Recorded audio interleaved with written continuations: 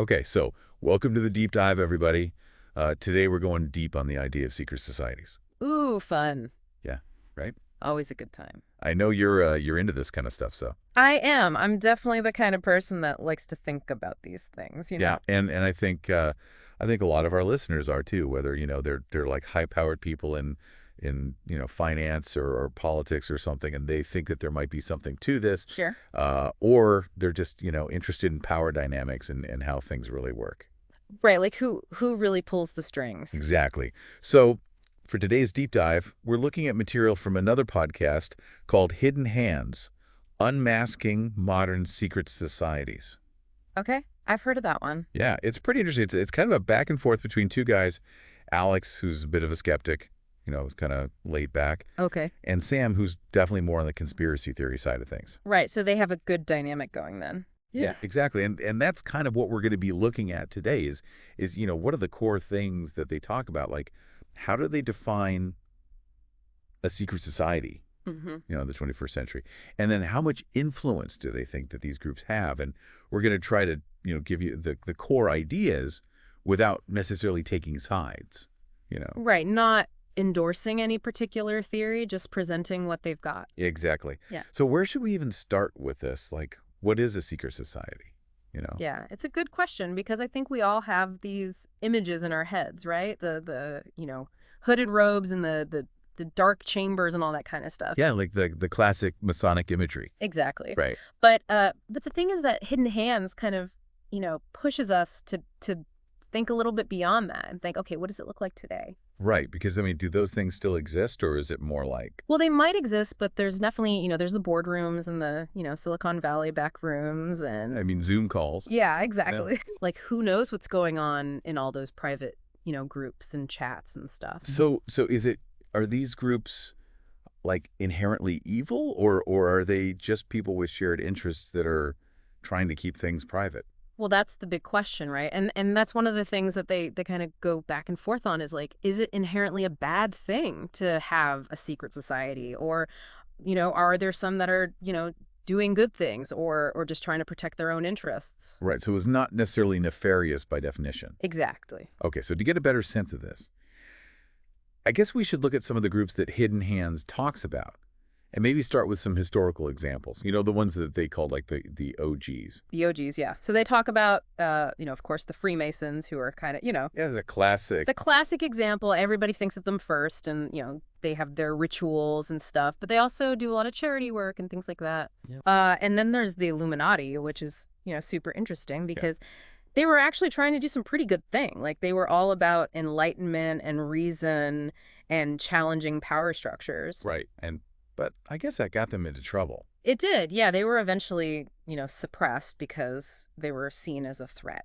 Right, it's in the name, right? Challenging the powers that be. Yeah, exactly. And then there's Skull and Bones, of course, which is the Yale Society that's produced so many presidents and Supreme Court justices and all these. Yeah, all the elites. The elites, yeah.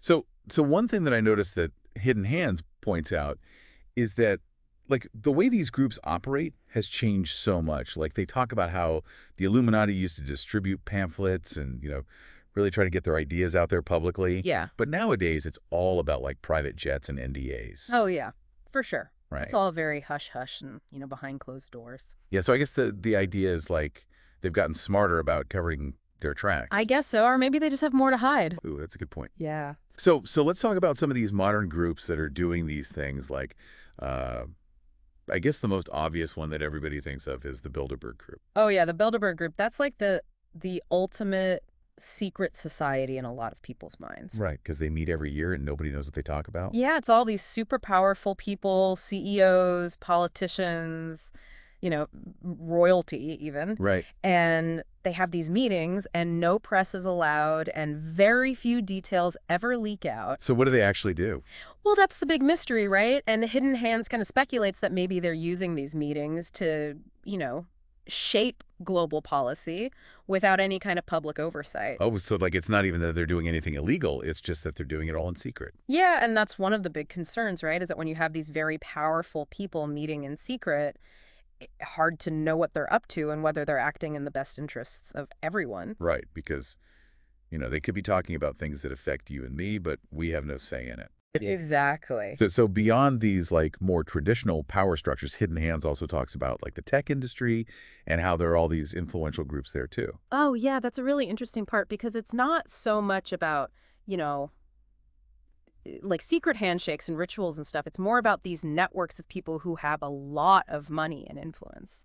Right. So like what are some examples of that? So they talk about things like the Teal Fellowship, which is this program that gives young entrepreneurs money to drop out of college and start their own companies. Oh, okay, so that's like Peter Thiel, Yeah. the PayPal guy. Yeah, exactly. And then there's the PayPal Mafia, which is this whole group of people who were involved with PayPal early on and then went on to found or invest in tons of other successful tech companies. Right. And I guess the idea is that they all kind of help each other out and have this inside track on what's happening in the tech world. Yeah, and they have a lot of money and influence, which gives them a lot of power to shape the future of technology. Right. And Hidden Hands kind of asks the question, like, is that a good thing or bad thing? Yeah, because on the one hand, you could say that they're driving innovation and, pushing things forward. Right. But on the other hand, if it's just a small group of people making all the decisions that affect everyone, it kind of raises questions about democracy and, who's really in control. That's a really good point. It's like, is it just the natural progression of things, or is it something that we should be concerned about? Yeah, it's definitely something to think about. Okay, so let's talk about one more group that they bring up, which is Bohemian Grove. Oh, yeah, Bohemian Grove. That's a weird one. It is a weird one. Yeah. I mean, it's like these super elite people meeting in the woods and doing all these like strange rituals. Yeah, Hidden Hands talks about how they burn this effigy in front of a giant owl statue. I know. It's so strange. And it's all very secretive, but it seems like it's mostly just a networking event for the super rich and powerful. So is it like sinister or just strange? I think it's probably a bit of both.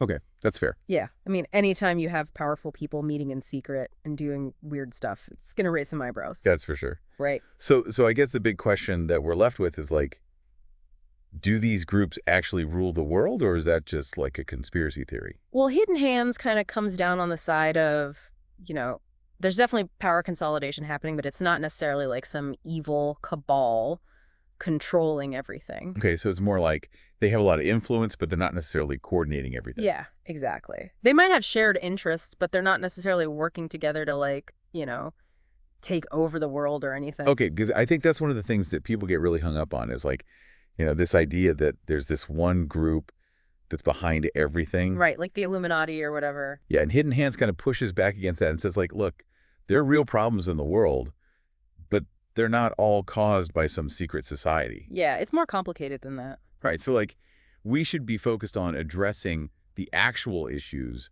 not just looking for someone to blame. Exactly. Okay, so another thing that Hidden Hands talks about is how like even legitimate activities can seem shady when they're done in secret, like they talk about lobbying. Right, like lobbying is technically legal. Yeah, it's how things get done in Washington. But it's all done behind closed doors, and there's a lot of money involved, and it can be hard to know who's influencing who and what deals are being made. Right, and it's like, it's hard to trust a process when you don't know what's going on. Exactly. So I guess that kind of explains why people are so fascinated by secret societies. Yeah, I mean, think about it, like all the books and movies and TV shows about secret societies. It's a huge genre. It is. It's huge. And I think it's because there's something really appealing about the idea of hidden knowledge and secret power. Right, like the idea that there's this whole other world going on behind the scenes that most people don't know about. Yeah, it's like a mystery that you want to solve. And it's more exciting than just like the everyday world. Yeah. Oh, for sure. It's way more fun to think about, the Illuminati than your local zoning board. Exactly.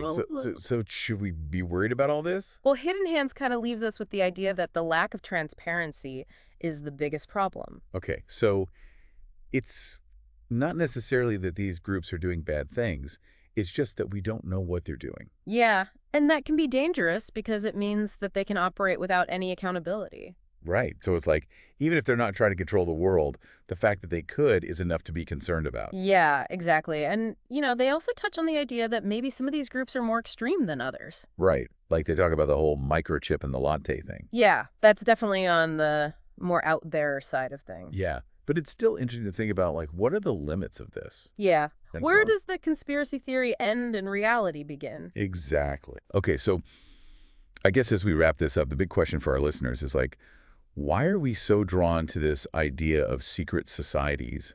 in a world where we have access to so much information? Mm-hmm. Like, why are we still so obsessed with the idea of hidden knowledge and power? Yeah, it's a good question. And I think it speaks to something deep in the human psyche, this desire to know the truth and to understand how the world really works. And maybe the fear that things aren't what they seem.